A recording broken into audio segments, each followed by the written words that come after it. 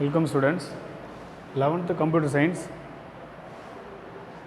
அதாவது 14th chapter. So 14th chapter, classes and objects. Classes and objects. Okay. So அந்த classes and objectல பார்த்தோன்னா நம்ம types of constructor and destructor, characteristics of constructor and destructor அப்படின்ற பற்றி நம்ம எல்லாத்தையும் பார்த்தோம். சரிங்களா? அப்போ இப்போ என்ன வீடியோஸ் பார்க்க போகிறோம் அப்படின்னு பார்த்தோன்னா invocations of constructor, invocation of constructor பற்றி நம்ம பார்க்க போகிறோம். ஸோ அதில் கன்ஸ்ட்ரக்டர் பயன்படுத்தி அதில் ஒரு ஆப்ஜெக்டை உருவாக்கி அதன் மூலமா ஒன்று எக்ஸ்பிளிசிட்டி அப்படின்போது வெளிப்படையாக ஒரு ஆப்ஜெக்டை உருவாக்கி அதை ஃபங்க்ஷனை கால் பண்ணுவது. இம்ப்ளிசிட்டி உள்ளுக்குள்ளவே ஒரு ஆப்ஜெக்டை உருவாக்கி அந்த ஃபங்க்ஷனை எப்படி கால் பண்ணுவது. ஸோ கன்ஸ்ட்ரக்டரை பயன்படுத்தி, அப்போ கன்ஸ்ட்ரக்டர் என்ன? So constructor is a special function when an absence of, அதாவது enough scope get executed automatically is called known as constructor. So constructor is a initialized an object, create an object. Then constructor is a allocated memory on object. ஒரு ஆப்ஜெக்ட்டுக்கு மெமரியை இடத்தை ஒதுக்கூடியது constructor. அதில் there are two ways to create an object. ரெண்டு வழிமுறையில் ஒரு ஆப்ஜெக்டை உருவாக்குறாங்க using parameterized constructor பயன்படுத்தி. ஸோ ஒன்று implicit constructor, explicit constructor. Very important, 3 மார்க்கோ மேபி 5 மார்க்கு கேட்கறதுக்கான சான்சஸ் இருக்குது. So invocations of constructor. So அதில் ஸ்பெசிஃபிக்காக இம்ப்ளிசிட்டி கால், எக்ஸ்பிளிசிட்டி கால் அப்படின்ற மாதிரி தனிப்படையாக கேட்கறதுக்கு சான்சஸ் இருக்குது. ஸோ இம்ப்ளிசிட்டி கால் ஸ்டேட்மெண்ட்னா என்ன? In this method parameterized constructor invoked automatically whenever an object is created. So ஆப்ஜெக்டை உருவாக்கி அதில் தானாகவே என்னது பராமீட்டர் இருந்து தானாகவே உருவாக்கி கொள்ள வருது ஆப்ஜெக்ட்ஸ். அதை பாருங்கள், சிம்பிள் S1 அப்படின்னு ஆப்ஜெக்ட் கிரியேட் பண்ணுற 2 ஆர்குமெண்ட்ஸ் பாஸ் பண்ணிருக்கேன். ஸோ அதில் தான் இந்த this for creating objects S1 the parameter constructor is automatically invoked. So invoked means பார்த்தீங்கன்னா செயல்படுகிறது, ஓவர்லோட் பண்ணுறது. அப்போ இந்த ஆப்ஜெக்ட்ஸில் எத்தனை ஆர்குமெண்ட் நான் பாஸ் பண்ணால் 2 ஆர்குமெண்ட்ஸ் பாஸ் பண்ணிருக்கேன். ஆப்ஜெக்ட் நேம் என்ன? S1 object. கிளாஸ் நேம் என்ன? சிம்பிள். ஓகேவா? ஸோ இந்த மாதிரி உள்ளுக்குள்ளவே ஒரு ஆப்ஜெக்டை உருவாக்கி அதில் ஆர்குமெண்ட்ஸ் பாஸ் பண்ணக்கூடாது இம்ப்ளிசிட்டி கால் ஸ்டேட்மெண்ட். எக்ஸ்பிளிசிட்டி அப்படின்னா வெளிப்படையாகவே ஒரு ஆப்ஜெக்டை உருவாக்கி கன்ஸ்ட்ரக்டரை பயன்படுத்தி உருவாக்கி அதை கால் பண்ணுவது explicit call statement. In this method name of the constructor explicitly given the invoke the parameters. So நம்ம என்ன parameters மூலமா என்ன கொடுக்குறோமோ அதுக்கேற்றவாறு வெளிப்படையாக இருக்கக்கூடியது the constructor so that the objects can be created and initialized. So உருவாக்கி அதை என்ன பண்ணுறோம், அதுக்கு மதிப்பு கொடுக்குறோம். பாருங்கள், simple S1 equal to simple of 20 அப்படின்னு கொடுத்துருக்கேன்னா இந்த வேல்யூ இதுக்கும் பொருந்தும். அப்போ simple S1 equal to simple of 20 10 அப்படின்னு வேல்யூ கொடுத்துருக்கோன்னா இந்த வேல்யூ S1 ஆப்ஜெக்ட்டுக்கு பொருந்தும். ஓகேவா? ஸோ இந்த மாதிரி தான் ஆப்ஜெக்ட் நான் வெளிப்படையாக என்ன பண்ணிருக்கேன், கிரியேட் பண்ணிருக்கேன். அதை எதுக்காக இந்த மாதிரி உருவாக்கிறோம் பார்த்தோன்னா மெமரியில் டெம்பரவரி ஆப்ஜெக்ட் நான் உருவாக்கியிருக்கிறேன். அதை பயன்படுத்தின பிறகு இந்த எக்ஸ்பிரஷன் எவாலுவேட் பண்ண பிறகு லாஸ்ட்டில் வெளியேறும்போது என்னன்னா ஃபுல்லாகவே எரேஸ் பண்ணிவிடும். The temporary object is lives in memory of longer. So largest to be used to an expression. ஒரு எக்ஸ்பிரஷனில் பயன்படுத்திட்டு அதுக்கப்புறம் என்ன பண்ணுறது, மெமரியில் இருக்கிறது எல்லாமே தற்காலிகமாக வச்சுட்டு அதுக்கப்புறம் பார்த்தோன்னா டெஸ்ட்ராய் பண்ணுது. ஸோ டெஸ்ட்ராய் மீன்ஸ் பார்த்தோன்னா அழித்தல். ஸோ அதுக்கப்புறம் initialise of an objects. Initialise அப்படின்போது ஸோ டைனமிக் இனிஷியலைசேஷன். ஸோ மாறாது டைனமிக் இனிஷியலைசேஷன் ஆப்ஜெக்ட்ஸ். ஒரு ஆப்ஜெக்டை உருவாக்கி பாருங்களேன் இனிஷியல் வேல்யூ கொடுத்து அதுக்குரிய ரன்னிங் டைமில் அதுக்கப்புறம் என்னது அந்த இனிஷியலைஸ்டு முன்கூடிய தொடக்க மதிப்பிடப்படுவது எடுத்துக்கூடியது. அப்போ when initial value are provided during running time it is called as dynamic initialization. இப்போ இந்த கான்செப்டில் என்ன தெரிஞ்சுக்கிறோம் அப்படின்னு பார்த்தீங்கன்னா ப்ரோக்ராமை வந்து நம்ம ரன் பண்ணும்பொழுது அந்த நேரத்தில் வேல்யூ கேட்டு ரன் பண்ணக்கூடிய ஒரு கான்செப்ட் பார்த்தோன்னா டைனமிக் இனிஷியலைசேஷன். ப்ரோக்ராமிங் ரன் பண்ணி ப்ரோக்ராம் வந்து ரன் பண்ணும்பொழுது அப்பொழுது இன்புட்டை கேட்டு அந்த இனிஷியல் வேல்யூ வாங்கி அதுக்கப்புறம் எக்ஸிக்யூட் பண்ணக்கூடியது டைனமிக் இனிஷியலைசேஷன். ப்ரோக்ராம் பாருங்கள், இந்த ப்ரோக்ராமில் என்ன சொல்கிறாங்க பார்த்தீங்கன்னா இது கிளாஸ் நேமு, இது கிளாஸ் நேம், இது கீவேர்டு, இது கீவேர்டு, இதுவும் n ஏஜ், இது ரெண்டுமே டேட்டா மெம்பர்ஸ், டேட்டா மெம்பர்ஸ். சரிங்களா?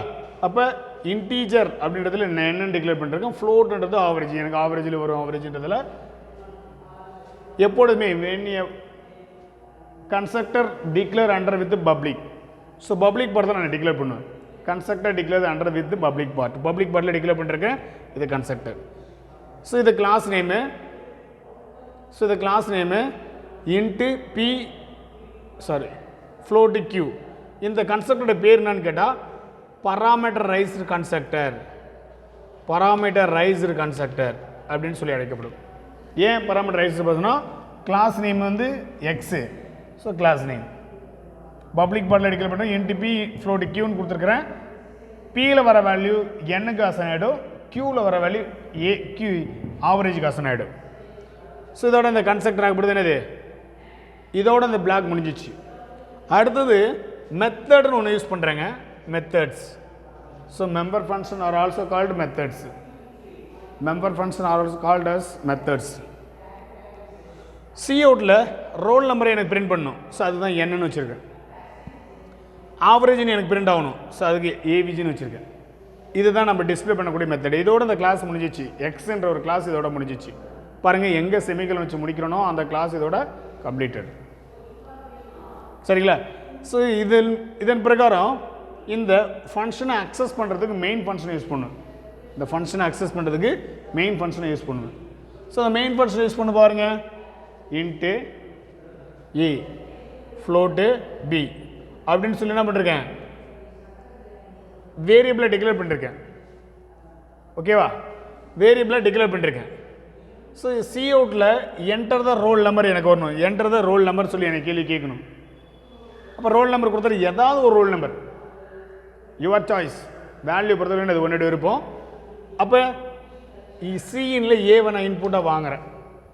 ஸோ இதுக்கு தான் initial value are provided during running time, it is called known as dynamic initialization.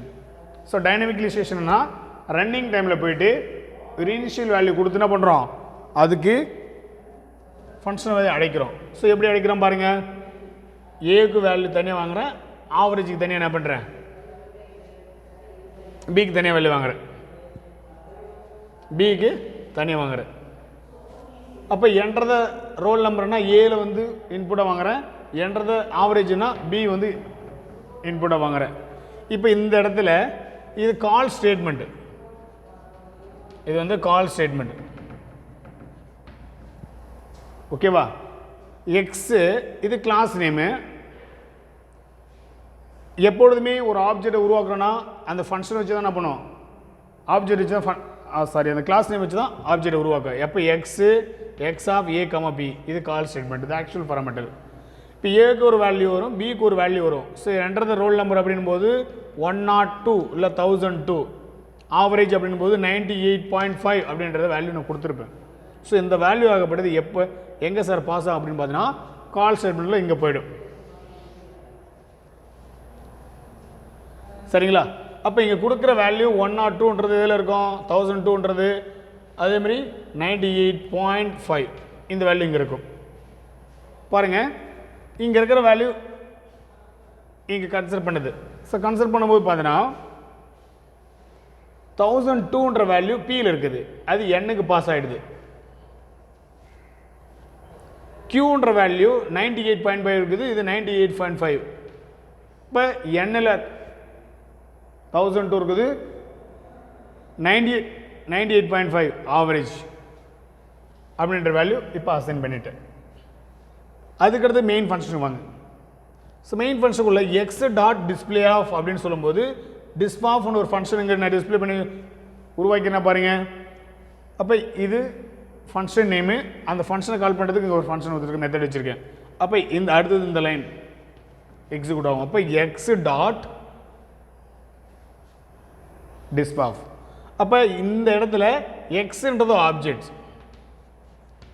X dot class name வச்சு தான் நான் ஆப்ஜெக்டை உருவாக்குவேன். அப்போ இந்த ஸ்மால் எக்ஸ்ன்றது ஆப்ஜெக்ட்டு, கேபிட்டல் எக்ஸ்ன்றது கிளாஸ் நேம். சரிங்களா, புரியுதுங்களா? அதுக்கடுத்து எக்ஸு டாட் டிஸ்பிளே ஆஃப் அப்படின் போது டிஸ்பிளே ஆஃப்ன்ற ஒரு ஃபங்க்ஷனுக்கு வந்துடும். இப்போ இங்கே இந்த இடத்துல என்ன இருக்குது, ரோல் நம்பர் ஈக்குவல் டு என். எண்ணில் என்ன வந்துச்சு 1002. என்ட்ரத நம்பர் அப்படின் போது 1002 அப்படின்னு கொடுத்தேன். என்ட்ரத ஏஜ்னு சொல்லும்போது ஆவரேஜ்னு போது 98 கொடுத்துட்டேன். அப்போ ரோல் நம்பர் பிரிண்ட் ஆகும்போது 1002 அப்படின்னு சொல்லி பிரிண்ட் ஆகும். அடுத்து ஆவரேஜ்னு சொல்லும்போது 98.5 அப்படின்னு சொல்லி ஒன்று பிரிண்ட் ஆகும். இப்போ முன்கூட்டியே நான் என்ன பண்ணுறேன், வேல்யூ கொடுக்கல, ரன்னிங் டைமில் என் வேல்யூ இனிஷியலைஸ் பண்ணுறேன். இனிஷியலைஸ் பண்ணும்போது அந்த வேல்யூ ஆகப்படுது அந்த ஃபங்க்ஷனுக்குள்ளே எக்ஸிக்யூட் ஆகுது. ஸோ இந்த ஃபங்க்ஷனுக்குள்ளே கன்ஸ்ட்ரக்டரை பயன்படுத்தி அந்த வேல்யூ பாருங்கள், ஏக்கு வந்த வேல்யூ பிக்கு போயிடுது, கியூ பியில் வந்த வேல்யூ கியூக்கு போயிடுது. இப்போ பியோட வேல்யூ என்னுக்கு அசன் ஆகிடும், கியூவோட வேல்யூ ஆவரேஜுக்கு அசன் ஆகிடும், ஏவிஜிக்கு அசன் ஆகிடும். இப்போ நாங்கள் எக்ஸ் டாட் டிஸ்பிளே அப்படின்னு சொல்லும்பொழுது டிஸ்பிளே ஒன்று ஃபங்க்ஷனுக்குள்ளே உள்ளே வரும்பொழுது சி அவுட்டில் ரோல் நம்பர் அப்படின் போது என்னும் போது 1002 அப்படின்னு பிரிண்ட் ஆகும். அடுத்தது சி அவுட்டில் ஆவரேஜ் ஈக்குவல் டு 98.5ன்னு சொல்லி உனக்கு பிரிண்ட் ஆகும். ஓகேவா? ஸோ இந்த வீடியோவில் நம்ம என்ன தெரிஞ்சுக்கணும், டைனமிக் இனிஷியலைசேஷன்ஸ் ஆஃப் ஆப்ஜெக்ட்ஸ் அப்படின்றத பற்றி இந்த வீடியோவில் தெரிஞ்சிருக்கிறோம். ஓகேவா? ஸோ இது very important. 3 mark 2 mark 1 mark maybe கேட்கறதுக்கான சான்ஸ் இருக்குது. இந்த அவுட்புட்டை மட்டும் எழுதிட்டாலே பாருங்கள், entered roll number 1002, entered average 98.5, roll number equal to 1002, average equal to என்னது 98.5. ஸோ இந்த 4 லைன் மட்டும் இதனால் 5 மார்க். ஓகே, ஸோ இந்த அவுட்புட்டும் பார்த்துக்கோ. தேங்க்யூ ஸ்டூடெண்ட், தேங்க்யூ ஃபார் வாட்சிங்.